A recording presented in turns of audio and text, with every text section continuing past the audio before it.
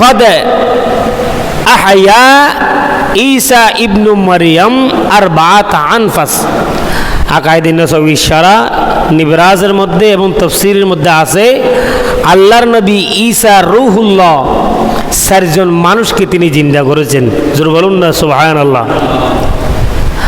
কদ আহয়া ঈসা রূহুল্লাহ আরবাআত আনফাস। আল্লাহর নবী ঈসা 4 জন মানুষকে তিনি জিন্দা করেছেন।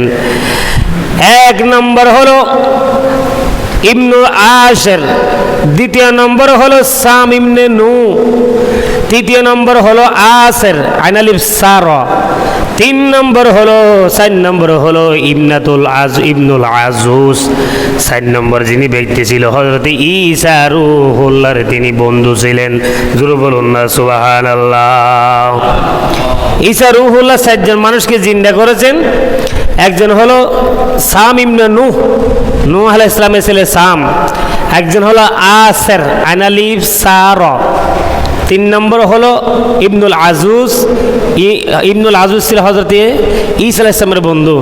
আরেকটা ছিল ইবনাতুল আশের। 4 জন মানুষকে তিনি জিন্দা করেছেন।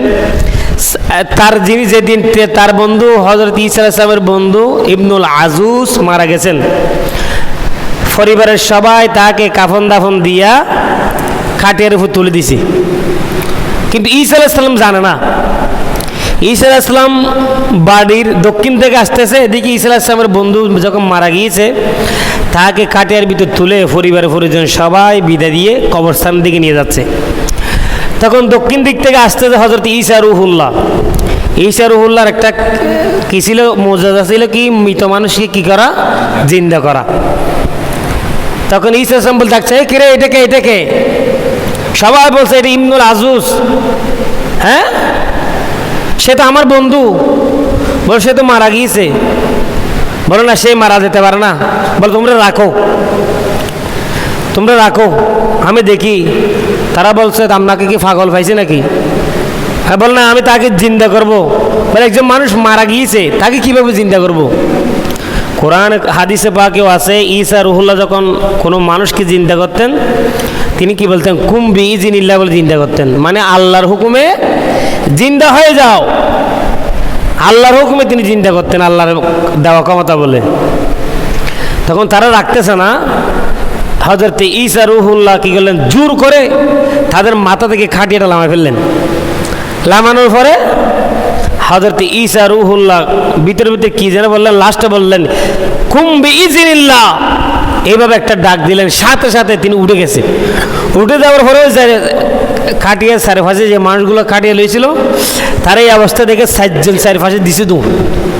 বলে কিরে, মানুষ কীভাবে জীবিত হয়ে গেল? উনি জিন্দা হয়ে ঈসা আলাইহিস সালামকে বলছেন, বন্ধু তুমি তো আমাকে জিন্দা করেছো, আমার একটা আরজ থাকবে, আল্লাহর কাছে বলো তুমি আমার হায়াতটা যেন একটু বাড়াইয়ে দে। শুরু বলুন না সুবহানাল্লাহ। বল তুমি কতদিন হায়াত চাও? বলো তুমি আমার জন্য মোটামুটি একটা হায়াত আল্লাহর কাছ থেকে চেয়ে নাও। আমি দুনিয়ার মধ্যে বেশি দিন, আমি তিনি যখন মারা যাচ্ছিলেন তার বয়স ছিল 60 বছর। ঈসা ইসলাম তার জন্য আরো 40 বছর বাড়াই নিলেন। বলুন না সুবহানাল্লাহ। তাফসীরে এসেছে ঈসা আলাইহিস সালামের বন্ধু ইবনুল আরুস 100 বছর পৃথিবীর মধ্যে জীবিত ছিলেন। বলুন না সুবহানাল্লাহ। উনি আল্লাহর কাছে বলেছেন, আল্লাহ তুমি আমার বন্ধুকে হায়াত বাড়িয়ে দাও। আল্লাহ তার জন্য 40 বছর আরো হায়াত বাড়িয়ে দিয়েছেন। সে সেখান থেকে কাফন পরিহিত অবস্থায় দূর দিলেন ঘরের দিকে। ঘরের মধ্যে তো সবাই কান্নাকাটি করতেছে, কারণ সে মারা গেছে।